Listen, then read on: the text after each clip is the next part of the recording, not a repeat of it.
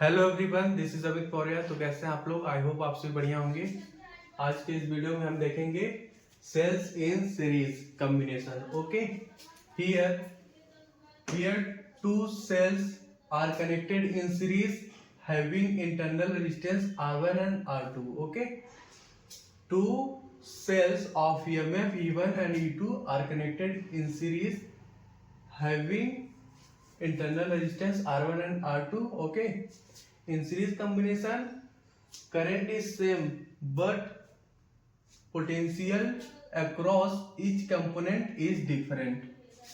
Okay, ठीक है बच्चों, potential across each component is different.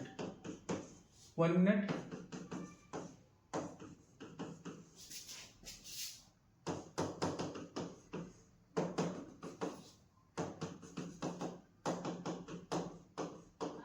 ठीक है बच्चों, so ये भी right, consider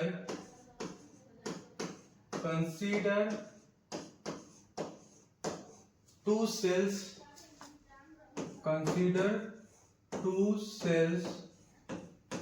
of EMF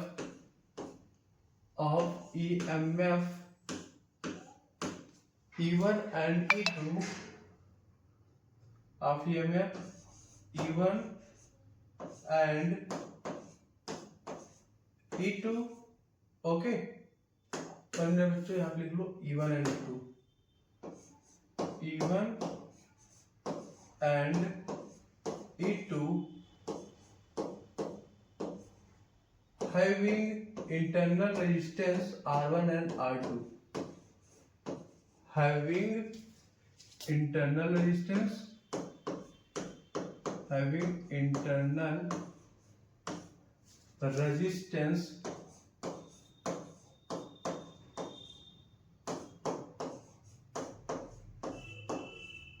R1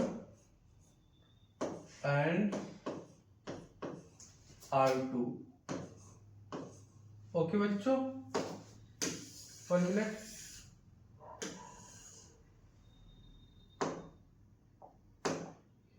Here R1 and R2 respectively, यहाँ पे लिख लो respectively.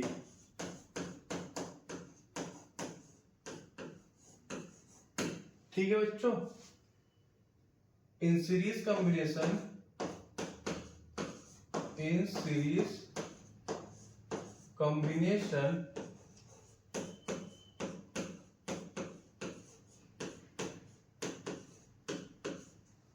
here we write potential across this component. Okay, here we write V1 is equal to EMF E1 minus current I into internal resistance R1. Okay, suppose this is our equation number first. Similarly हम second component के across potential लिख लेंगे. So here we write V2 is equal to EMF E2 minus current I into internal resistance R2. Okay, here suppose this is our equation number second. ये हमारा बच्चों उस case के लिए condition है when potential V is greater than EMF E. Okay, ठीक है। देखिए सीरीज कॉम्बिनेशन में हमारा करंट क्या होता है, सेम होता है, but potential across each component are different. ठीक, so here we write in series combination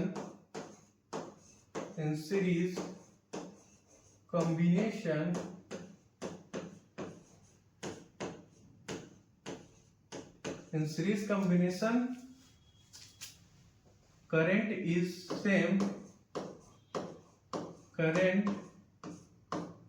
is same but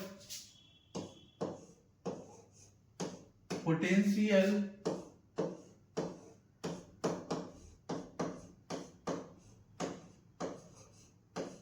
across each component are different. या फिर लिख लो potential across component are different. Potential across components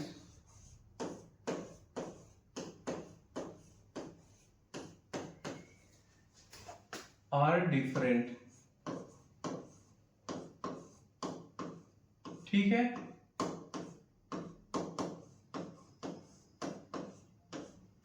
तो यहां पे बच्चों हम क्या लिख लेंगे, नेट पोटेंशियल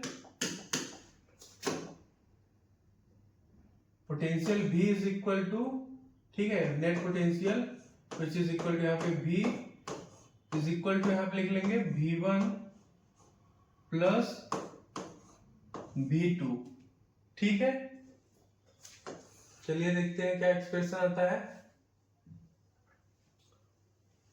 1 मिनट।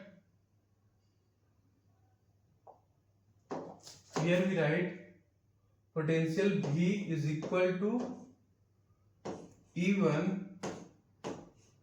यहाँ पे बच्चों यहाँ पे लिख लो आप इक्विवेलेंट पोटेंशियल ना, 1 मिनट, इक्विवेलेंट पोटेंशियल लिख लो ना यहाँ पे, नेट पोटेंशियल, और आप बोल सकते हो इक्विवेलेंट पोटेंशियल, ठीक, यहाँ पे भी लिख लो। Here we write equivalent potential is equal to, यहाँ पे लिख लेंगे E1, ब्रैकेट में लिख लो E1, ठीक है, ये में अब E1 minus current I into resistance R1, okay, then plus यहाँ पे हम पोटेंशियल V2 लिख लेंगे, क्या किसके बराबर है, EMF E2 minus I into resistance R2.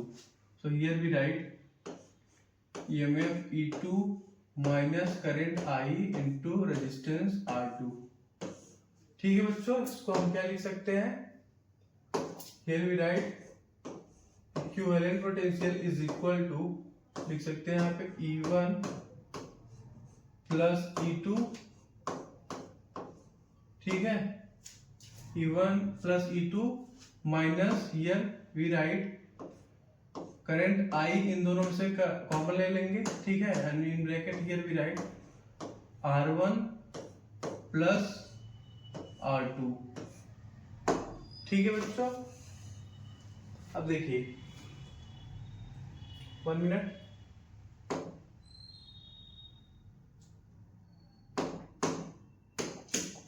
इसको हम कंपेयर करेंगे बच्चों इसके साथ, देखिए V potential V is equal to, आप यहाँ पे लिख लो V equivalent is equal to E equivalent minus I into R equivalent.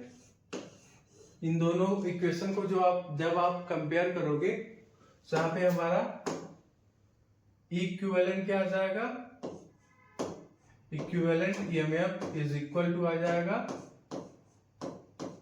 E1 plus E2, ठीक है। इन दोनों इक्वेशन को जब आप कंपेयर करोगे तो यहाँ पे equivalent EMF is equal to आ जाएगा E1 plus E2, okay, and equivalent internal resistance is equal to आ जाएगा R1 प्लस R2, ठीक है। अब यहां पर हम जनरल कंडीशन लिख लेंगे equivalent EMF and internal resistance का, ठीक है।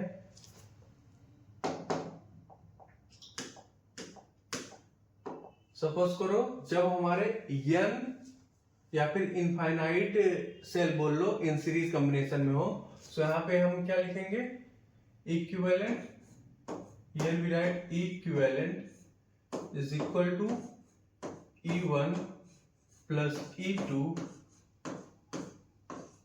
Plus E3 plus E3 and so on, ठीक है। ये हमने एक जनरल कंडीशन लिख लिया इक्विवेलेंट EMF का, ठीक है। देन यहाँ पे हम आर इक्विवेलेंट भी लिख लेंगे similarly, R equivalent is equal to R1 plus R2 plus R3 and so on. Okay बच्चों, सो ये हमारा कंडीशन है for equivalent EMF and equivalent internal resistance. ठीक है बच्चों, सो हमने इस वीडियो में देखा cells in series combination. Okay, ठीक है बच्चों।